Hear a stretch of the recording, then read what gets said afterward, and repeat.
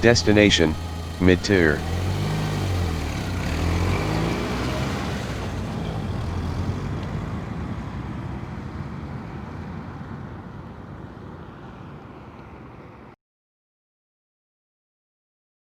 The tide is rising, the beginning of a new season is a sunrise away, and a new Tanaka brand tier farmer is on its way. When events are just over the horizon, the player base goes on full alert, and so should you. But what you do leading up to and after the launch of an event can easily be the difference between getting some progression and panicking into a whirlpool of salty tears. Let's talk event preparation. Alert status starts with a single dev tweet. Event will be coming late next month, it will be scale. Two key pieces of information are given out, an estimate of when the event will start, and how many maps the event will have. The time estimate will be your soft deadline to get as much of your preparations done. The size of the event will dictate how much preparation you should expect to get done to challenge certain difficulties. Events the past few years have been generally consistent with the number of maps that are released for the announced event size. Small-scale maps are usually 3 maps, medium are about 5, and large can be up to around 7. The more maps there are, the greater drain on your resources to complete the entire event, and even more to farm the maps later on to get the ships you want. Usually by the time the first event start time estimate tweet is given out, the event will be 1 or 2 months away.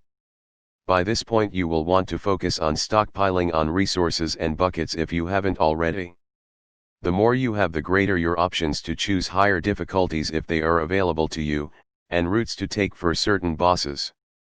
This can feel overwhelming, but don't worry. Event maps are split into 2 parts, main operation and extra operation, MO and EO respectively. When an event drops, only the MO maps are released. Usually around 2 or more weeks later, the EO maps are released. This gives you time to finish the MO maps, then farm and recover resources while waiting for the EO maps to be released. There is then the matter of historical bonuses. Events are either based on naval operations which happened in World War II or what-if operations which could have happened. In both cases, ships which would have participated will likely gain an extra damage multiplier in specific maps. To capitalize on this, it is best to level these ships up. As more tweets come out, the more information we will have on what operation the upcoming event will be based on, and some members of the player base will have released a quick guide on the likely candidates. However, even before the first event tweet, the devs will usually hint to what theme the next event will be.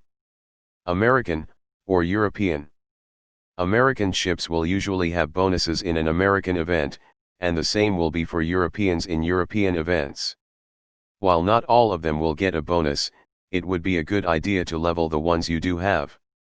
Events will almost always have one ASW-focused map and at least 1 or 2 transport phases in any of their maps.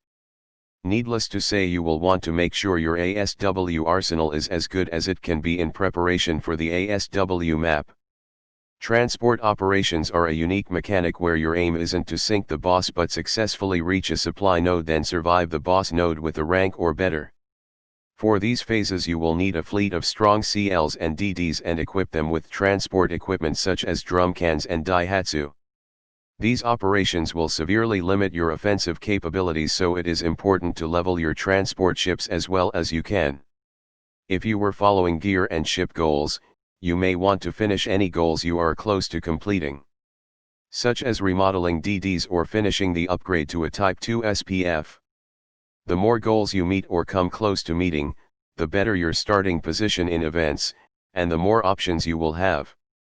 Remember that while the main objective is to finish the entire event and bring home the final event ship, you also want to grab as many map clear rewards as you can.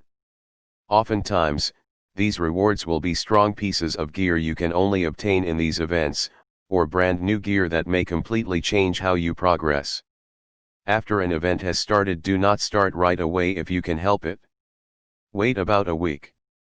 By that time the player base, especially the frontliners, will have gathered data on routing and finer details such as enemy compositions and historical bonuses that will prevent you from locking too many ships to one map.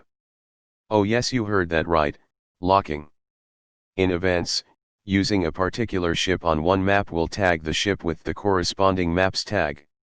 This will prevent you from using this specific ship in other maps on difficulties of medium and higher, with the exception of the final map, which will lock out tagged ships only on hard difficulty.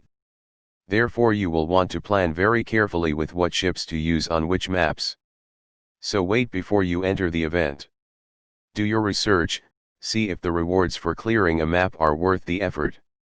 Judge which maps you can manage on what difficulty with your resources. Don't be the hare, become the tortoise. Just remember to keep an eye on the calendar and finish the event before the end date.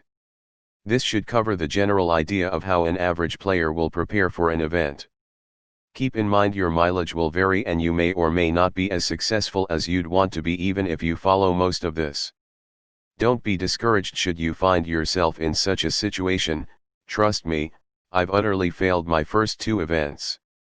As long as you learn from your mistakes, your experiences will become your greatest asset.